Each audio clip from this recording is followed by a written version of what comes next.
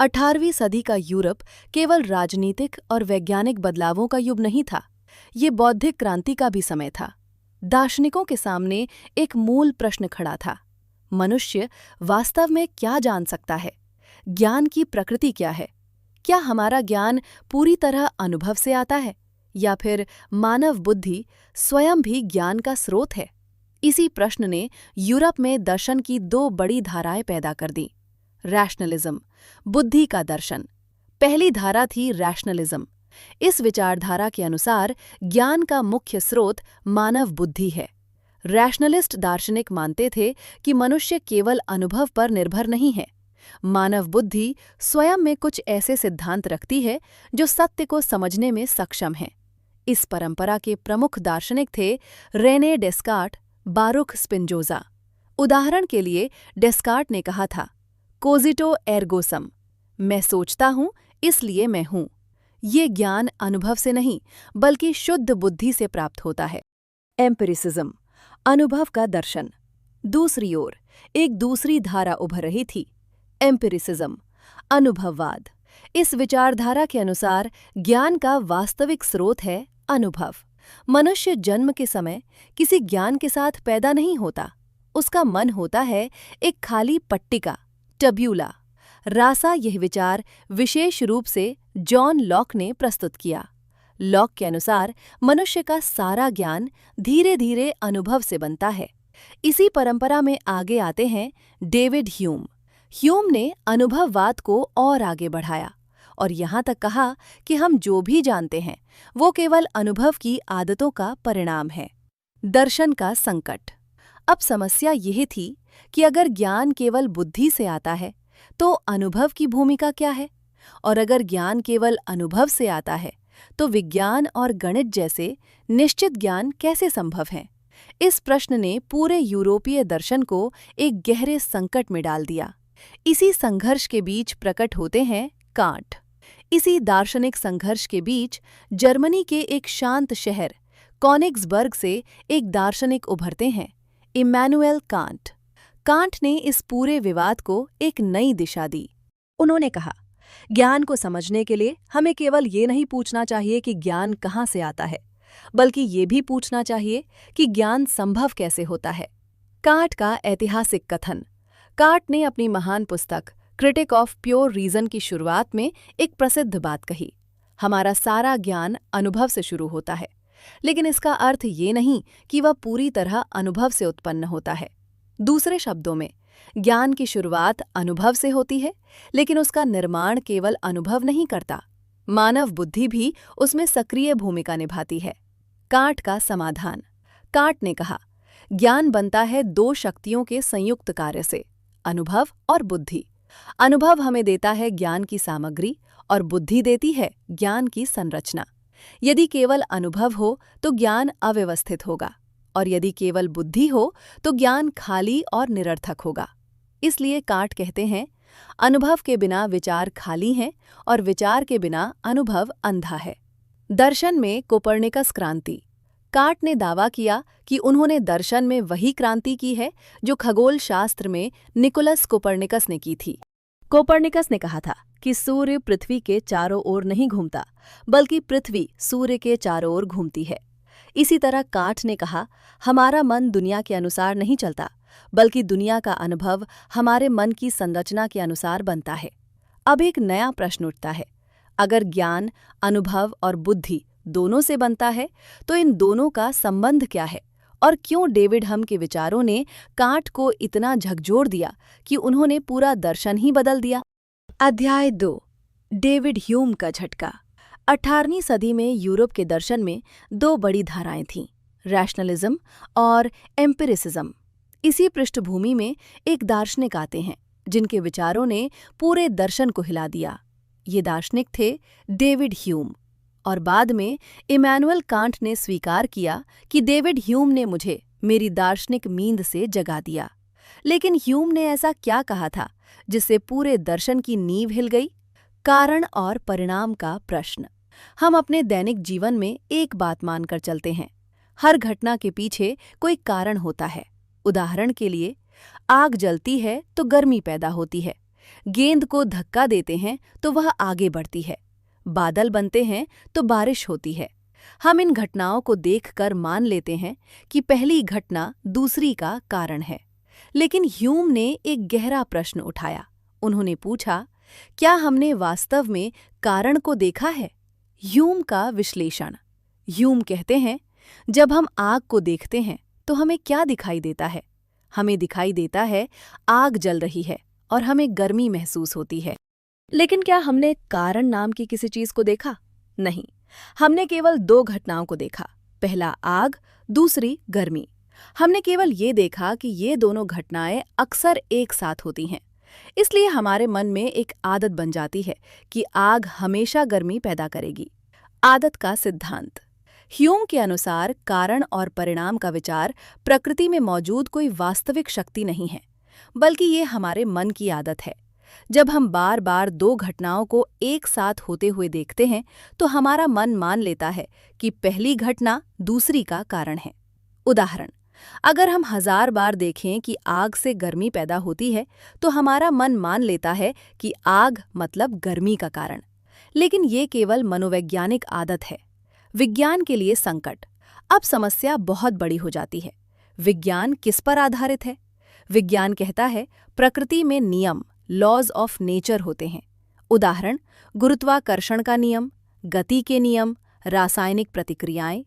लेकिन अगर ह्यूम सही हैं तो हम ये कैसे कह सकते हैं कि प्रकृति में वास्तव में कोई नियम है? हम केवल ये कह सकते हैं कि अभी तक हमने घटनाओं को एक निश्चित क्रम में होते देखा है, लेकिन भविष्य में वो क्रम बदल भी सकता है। इसका अर्थ है विज्ञान की निश्चितता भी संदेह के घेरे में आ जाती है। कांट की चिंता। यही वो बिंदु था जहां इमैनुअल कांट को गहरा झटका लगा। कांट मानते थे कि विज्ञान, विशेष रूप से आइजैक न्यूटन का भौतिक विज्ञान, सच्चा और विश्वसनीय ज्ञान है। लेकिन अगर ह्यूम सही हैं तो विज्ञान की पूरी नींव ही डगमगा जाती है। कांट के सामने एक बड़ा प्रश्न खड़ा हो गया। यदि कारण और परिणाम केवल आदत है तो विज्ञान के नियम कैसे संभव हैं? कांट का नया प्रश्न। इस संकट ने कांट को एक बिल्कुल नया प्रश्न पूछने के लिए प्रेरित किया। उन्होंने पूछा, हमें ये नहीं पूछना चाहिए कि ज्ञान कहाँ से आता है, बल्कि हमें ये पूछना चाहिए कि ज्ञान संभव कैसे होता है। विशेष रूप से विज्ञान जैसा निश्चित ज्ञान संभव कैसे है। नई दार्शनिक यात्रा की शुरुआत। यहीं से कांट की महान दार्शनिक यात्रा शुरू होती है। उन्होंने ये समझने की कोशिश की कि मानव मन स्वयं ज्ञान को किस प्रकार संरचना देता है। क्या ऐसा हो सकता है कि कारण और परिणाम प्रकृति के नियम नहीं, बल्कि मानव मन की संरचना हों? यही विचार आगे चलकर कांट की महान पुस्तक क्रिटिक ऑफ प्योर रीजन का आधार बना। अब हम एक और गहरे प्रश्न की ओर बढ़ेंगे।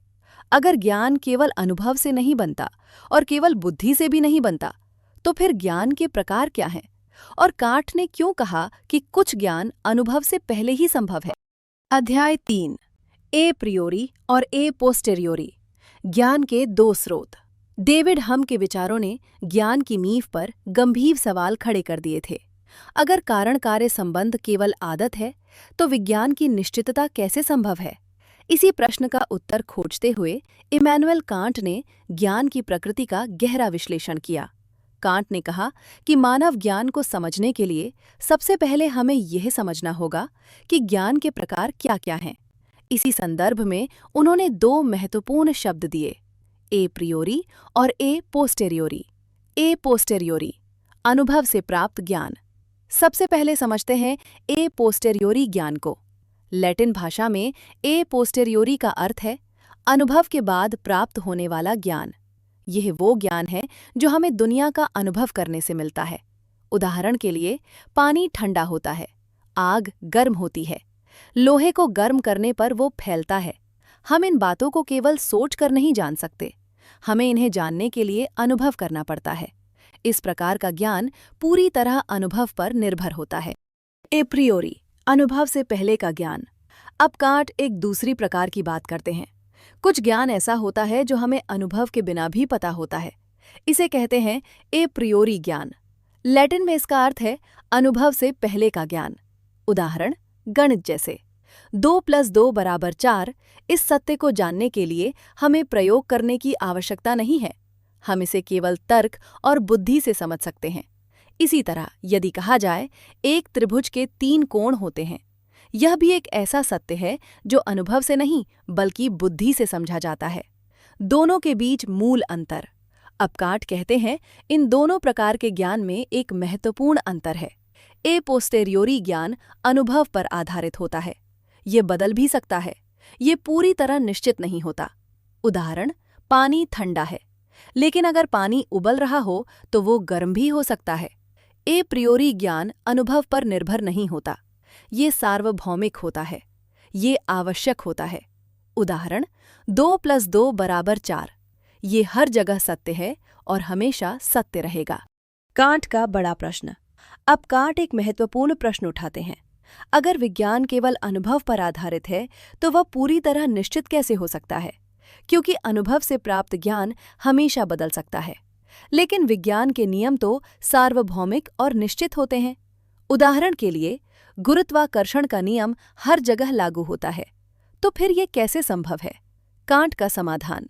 कांट कहते हैं कि विज्ञान केवल अनुभव पर आधारित नहीं है। विज्ञान संभव होता है क्योंकि उसमें ए प्रियोरी सिद्धांत और अनुभव दोनों मिलकर काम करते हैं। अनुभव हमें देता है प्रकृति की घटनाएं और मानव बुद्धि देती है उन घटनाओं को समझने की संरचना। दूसरे शब्दों में, अनुभव हमें बताता है कि दुनिया में क्या हो रहा है, लेकिन बुद्धि हमें बताती है कि उन घटनाओं को कैसे व्यवस्थित और समझा जाए। इस प्रकार कांट ने एक नई बात कही, ज्ञान केवल बाहर से नहीं आता, मानव मन स्वयं भी ज्ञान के निर्माण में सक्रिय भूमिका निभाता है। यही विचार आगे चलकर कांट के प्रसिद्ध सिद्धांत की ओर ले जाता है कि मानव मन दुनिया को केवल देखता नहीं बल्कि उसे व्यवस्थित भी करता है। अब एक और गहरा प्रश्न उठता है, अगर मानव मन ज्ञान को संरचना देता है तो वो संरचना क्या है और क्यों स्थान और समय कांट के अनुसार मानव चेतना के मूल ढांचे हैं? अध्याय 4, स्थान और समय का रहस्य। इम्मानुएल कांट के अनुसार ज्ञान केवल अनुभव से नहीं बनता बल्कि मानव बुद्धि भी उसे संरचना देती है। अब कांट एक और गहरी बात कहते हैं, हम दुनिया को जिस रूप में देखते हैं वह पूरी तरह जैसी वह वास्तव में है वैसी नहीं होती, बल्कि हमारी चेतना स्वयं दुनिया को देखने का एक ढांचा प्रदान करती है। इसी संदर्भ में कांट ने 2 अत्यंत महत्वपूर्ण अवधारणाएं दी, स्थान स्पेस और समय टाइम। सामान्य धारणा क्या है? सामान्य रूप से हम मानते हैं कि स्थान और समय दुनिया की वास्तविक विशेषताएं हैं। उदाहरण के लिए, पृथ्वी अंतरिक्ष में है, वस्तुएं एक स्थान से दूसरे स्थान तक जाती हैं, घटनाएं समय में घटित होती हैं। इस दृष्टिकोण के अनुसार स्थान और समय प्रकृति की वास्तविक संरचनाएं हैं। इसी प्रकार की सोच विशेष रूप से आइजक न्यूटन के विज्ञान में दिखाई देती है। न्यूटन के अनुसार स्थान और समय ब्रह्मांड के वास्तविक ढांचे हैं। कांट का क्रांतिकारी विचार। लेकिन कांट ने एक बिल्कुल अलग बात कही। उन्होंने कहा, स्थान और समय दुनिया की वस्तुएं नहीं हैं, वे हैं मानव चेतना के रूप, फॉर्म्स ऑफ इंट्यूशन। दूसरे शब्दों में, स्थान और समय हमारे मन के ऐसे ढांचे हैं जिनके माध्यम से हम दुनिया का अनुभव करते हैं। चश्मे का उदाहरण। इस विचार को समझने के लिए एक सरल उदाहरण लेते हैं। मान लीजिए आपने एक रंगीन चश्मा पहन रखा है। अब आप दुनिया को देखेंगे तो हर चीज उसी रंग में दिखाई देगी, लेकिन इसका अर्थ ये नहीं है कि दुनिया वास्तव में उसी रंग की है, बल्कि वो रंग आपके चश्मे की वजह से दिखाई दे रहा है। कांट के अनुसार स्थान और समय भी कुछ इसी प्रकार हैं। हम दुनिया को देखते हैं, लेकिन देखते हैं स्थान और समय के चश्मे से। अनुभव की अनिवार्य शर्त। कांट कहते हैं, कोई भी अनुभव स्थान और समय के बिना संभव नहीं है। अगर हम किसी वस्तु को देखते हैं तो हम उसे हमेशा किसी स्थान में देखते हैं, और जब कोई घटना होती है तो हम उसे हमेशा किसी समय में घटित होते हुए देखते हैं। इसलिए स्थान और समय अनुभव से प्राप्त नहीं होते, बल्कि वे अनुभव की पूर्व शर्त, ए प्रियोरी कंडीशन है। इसका गहरा अर्थ। इस विचार का अर्थ बहुत गहरा है। कांट कह रहे हैं कि हम दुनिया को जैसी वो अपने आप में है वैसी नहीं देखते। हम दुनिया को वैसी देखते हैं जैसा हमारा मन उसे देखने की क्षमता रखता है। इस प्रकार दुनिया का अनुभव आंशिक रूप से मानव चेतना द्वारा निर्मित होता है। दर्शन में कोपरनिकस क्रांति। कांट ने कहा कि उन्होंने दर्शन में एक कोपरनिकस क्रांति की है, जैसे निकोलस कोपरनिकस ने कहा था कि सूर्य पृथ्वी के चारों ओर नहीं घूमता, बल्कि पृथ्वी सूर्य के चारों ओर घूमती है। उसी प्रकार कांट ने कहा, हमारा ज्ञान दुनिया के अनुसार नहीं बनता, बल्कि दुनिया का अनुभव हमारे मन की संरचना के अनुसार बनता है। एक नया प्रश्न। लेकिन अब एक और गहरा प्रश्न सामने आता है। अगर हमारा मन दुनिया को इस प्रकार संरचना देता है, तो क्या हम वास्तव में दुनिया को जान सकते हैं, या फिर हम केवल दुनिया के उस रूप को जानते हैं जो हमारे सामने प्रकट होता है? यही प्रश्न हमें ले जाता है कांट के सबसे प्रसिद्ध विचार की ओर, फिनोमिनन और न्यूमिनॉन, यानी दुनिया जैसी हमें दिखाई देती है और दुनिया जैसी वास्तव में है। ये कांट के दर्शन का सबसे गहरा और रहस्यमय भाग है। अध्याय 5, फिनोमिनन और न्यूमिनन, ज्ञान की सीमा। इमैनुअल कांट के अनुसार स्थान और समय मानव चेतना के ढांचे हैं। हम दुनिया को सीधे सीधे नहीं देखते, बल्कि उसे अपने मन की संरचना के माध्यम से देखते हैं। इसी विचार को आगे बढ़ाते हुए कांट ने अपने दर्शन का एक बहुत महत्वपूर्ण सिद्धांत दिया, फिनोमिनन और न्यूमिनन। फिनोमिनन क्या है? फिनोमिनन का अर्थ है दुनिया जैसी हमें दिखाई देती है। जब हम किसी वस्तु को देखते हैं, जैसे एक पेड़, एक पत्थर या एक नदी, तो हम उस वस्तु को सीधे नहीं देखते। हम उसे देखते हैं अपने इंद्रियों के माध्यम से, अपने मन की संरचना के माध्यम से। स्थान और समय के ढांचे के भीतर इस प्रकार जो दुनिया हमें दिखाई देती है, वह वास्तव में हमारे अनुभव का रूप है। इसी को कांट फिनोमिनन कहते हैं। न्यूमिनन क्या है? अब कांट कहते हैं कि हर वस्तु का एक और रूप भी होता है, वह है नोमिनन। नोमिनन का अर्थ है वस्तु अपने वास्तविक स्वरूप में कैसी है। दूसरे शब्दों में, वस्तु जैसी अपने आप में है, बिना हमारे अनुभव के। कांट इसे कहते हैं थिंग इन इटसेल्फ, यानी वस्तु अपने आप में। दोनों के बीच अंतर। इस अंतर को समझने के लिए एक उदाहरण लेते हैं। मान लीजिए आप एक पेड़ को देख रहे हैं। आपको दिखाई देता है उसका रंग, उसका आकार, उसकी ऊंचाई, उसकी स्थिति। ये सब कुछ आपकी इंद्रियों और मन के माध्यम से अनुभव किया जा रहा है, इसलिए ये सब है फिनोमिनन। लेकिन वो पेड़ वास्तव में अपने आप में कैसा है, हम उसे पूरी तरह नहीं जान सकते। वो है नोमिनॉन, ज्ञान की सीमा। यहीं कांट एक बहुत महत्वपूर्ण निष्कर्ष निकालते हैं। मनुष्य केवल फिनोमिनल वर्ल्ड को जान सकता है, लेकिन नॉमिनल वर्ल्ड हमारी पहुंच से बाहर है। इसका अर्थ है मानव ज्ञान की एक सीमा है। हम दुनिया के उस रूप को जानते हैं जो हमारे अनुभव में प्रकट होता है, लेकिन हम ये नहीं जान सकते कि दुनिया वास्तव में अपने आप में कैसी है। इसका दार्शनिक महत्व। यह विचार दर्शन में बहुत गहरा प्रभाव डालता है, क्योंकि इससे यह स्पष्ट हो जाता है कि मानव ज्ञान पूर्ण नहीं है। मनुष्य सब कुछ नहीं जान सकता। हमारी बुद्धि और इंद्रियां दुनिया को समझने के साधन हैं, लेकिन वे हमें पूरी सच्चाई तक नहीं पहुंचाते। धर्म और दर्शन पर प्रभाव। कांट के इस विचार का प्रभाव धर्म और दर्शन दोनों पर पड़ा, क्योंकि यदि नोमिनॉन हमारी पहुंच से बाहर है, तो इसका अर्थ है कि ईश्वर, आत्मा और परम सत्य जैसे प्रश्न शुद्ध अनुभव या विज्ञान से पूरी तरह सिद्ध नहीं किए जा सकते। लेकिन इसका ये भी अर्थ है कि उन्हें पूरी तरह नकारा भी नहीं जा सकता। इस प्रकार कांट ने विज्ञान और धर्म के बीच एक संतुलन बनाने की कोशिश की। ज्ञान की विनम्रता। कांट का ये सिद्धांत हमें एक महत्वपूर्ण बात सिखाता है। मानव ज्ञान शक्तिशाली है, लेकिन उसकी सीमाएं भी हैं। दर्शन का उद्देश्य सिर्फ ज्ञान प्राप्त करना नहीं है, बल्कि ज्ञान की सीमाओं को समझना भी है। अब हम कांट के दर्शन के एक और महत्वपूर्ण भाग की ओर बढ़ेंगे। यदि ज्ञान की सीमाएं हैं, तो फिर नैतिकता का आधार क्या है? मनुष्य को सही और गलत का निर्णय कैसे करना चाहिए? इसी प्रश्न का उत्तर देता है कांट का प्रसिद्ध सिद्धांत, कैटेगोरिकल इम्पेरेटिव। अध्याय 6, कांट का नैतिक दर्शन, कैटेगोरिकल इम्पेरेटिव। अब तक हमने इमैनुअल कांट के ज्ञान के सिद्धांत को समझा, लेकिन कांट का दर्शन केवल ज्ञान तक सीमित नहीं है।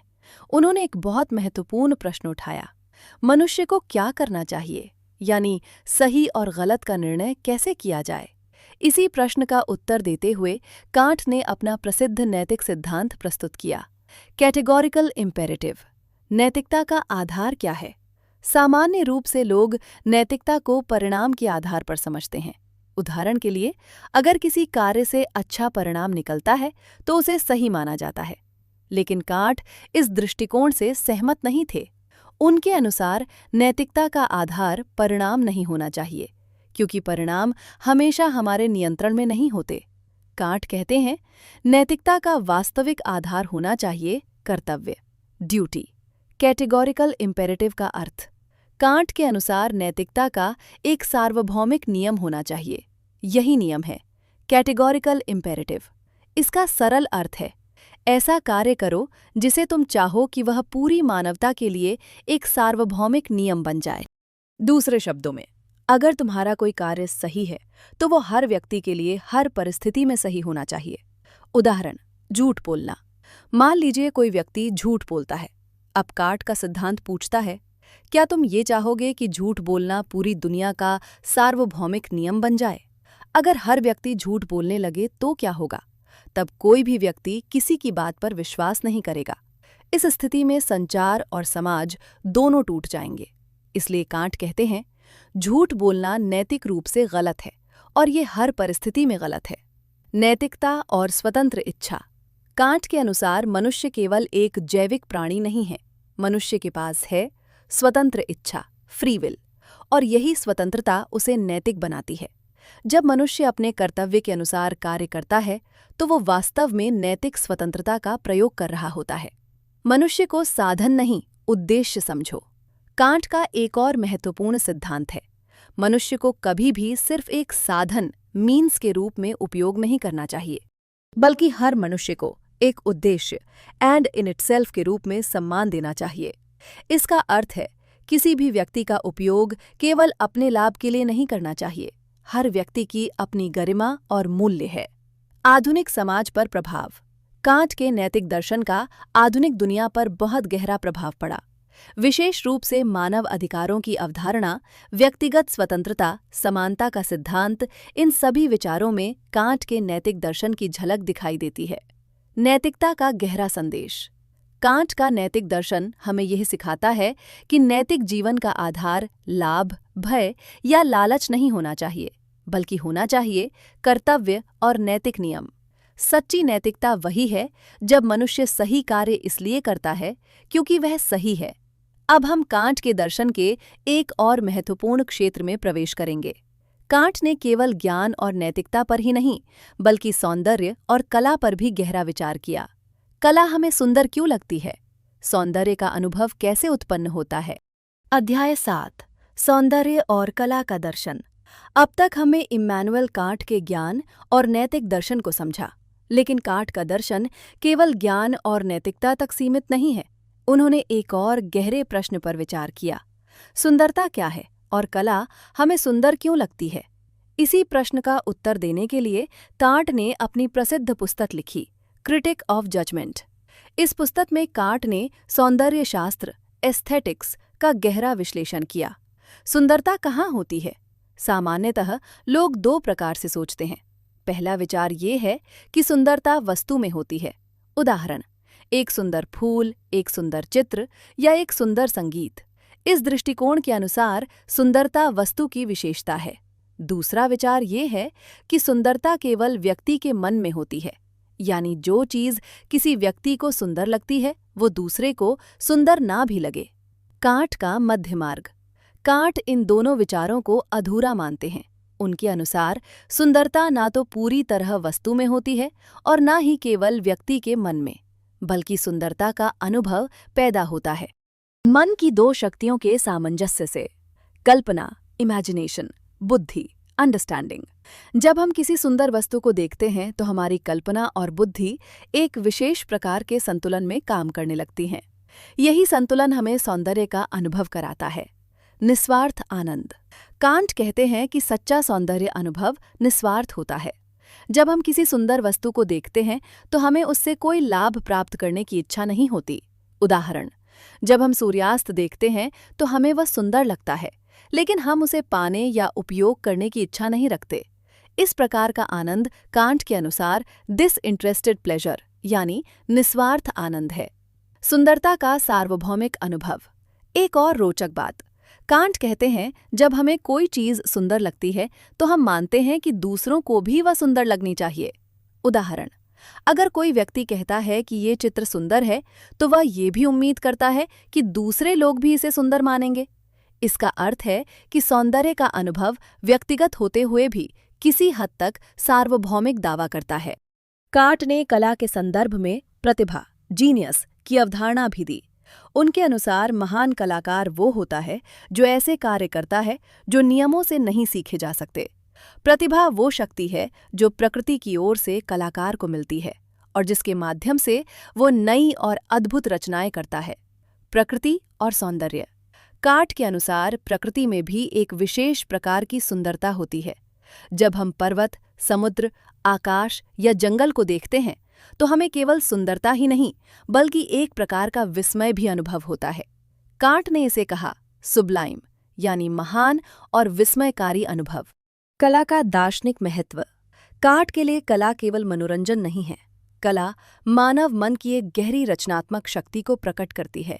सौंदर्य का अनुभव हमें ये दिखाता है कि मानव मन केवल ज्ञान प्राप्त करने वाला यंत्र नहीं है, बल्कि वो रचनात्मक और संवेदनशील चेतना भी है। अब हम इस पूरी यात्रा के अंतिम चरण में पहुंचते हैं। कांट के दर्शन ने पूरे आधुनिक दर्शन को कैसे बदल दिया और उनके विचारों ने किन किन दार्शनिकों को प्रभावित किया। इसी प्रश्न के साथ हम प्रवेश करेंगे इस ऑडियो बुक के अंतिम अध्याय में। अध्याय 8, कांट का विश्व पर प्रभाव। 18वीं सदी के अंत में जब इम्मानुएल कांट का दर्शन सामने आया तो यूरोप के बौद्धिक जगत में एक गहरी हलचल पैदा हुई। कांट से पहले दर्शन में ये प्रश्न था कि ज्ञान का स्रोत क्या है, बुद्धि या अनुभव। लेकिन कांट के बाद दर्शन का प्रश्न बदल गया। अब दार्शनिक ये पूछने लगे, मानव चेतना स्वयं दुनिया को किस प्रकार समझती है। यही कारण है कि कई विद्वान कहते हैं, अगर प्राचीन दर्शन की दिशा बदलने का श्रेय सोक्रेटिस को जाता है तो आधुनिक दर्शन की दिशा बदलने का श्रेय इम्मानुएल कांट को जाता है। जर्मन आदर्शवाद की शुरुआत। कांट के दर्शन से एक नई दार्शनिक परंपरा शुरू हुई जिसे कहा जाता है जर्मन आइडियलिज्म। इस परंपरा में कई महान दार्शनिक आए। सबसे प्रमुख नाम है George Wilhelm Friedrich Hegel. Hegel ने कांट के विचारों को आगे बढ़ाया और कहा कि वास्तविकता केवल वस्तुओं का समूह नहीं है, बल्कि वो एक ऐतिहासिक और तर्कपूर्ण प्रक्रिया है। हेगल के अनुसार मानव चेतना और इतिहास लगातार विकसित होते रहते हैं। शोपेनहावर का दृष्टिकोण। कांट से प्रभावित एक और महान दार्शनिक थे आर्थर शोपेनहावर। शोपेनहावर ने कांट के फिनोमिनन और नॉमिनन के विचार को अपनाया, लेकिन उन्होंने कहा कि दुनिया के पीछे जो वास्तविक शक्ति है वो है इच्छा, विल। उनके अनुसार पूरी प्रकृति और मानव जीवन इच्छा की अंधी शक्ति से संचालित होता है। नीत्शे की क्रांतिकारी प्रतिक्रिया। कांट के दर्शन का प्रभाव फ्रेडरिक नीत्शे पर भी पड़ा। हालांकि नीत्शे ने कांट की कई धारणाओं की आलोचना भी की। नीत्शे का मानना था कि नैतिकता और सत्य के पारंपरिक विचार मानव जीवन की वास्तविक शक्तियों को छिपा देते हैं। लेकिन ये भी सच है कि कांट के बाद ही दर्शन में ऐसे गहरे प्रश्न उठने लगे। आधुनिक दर्शन की दिशा।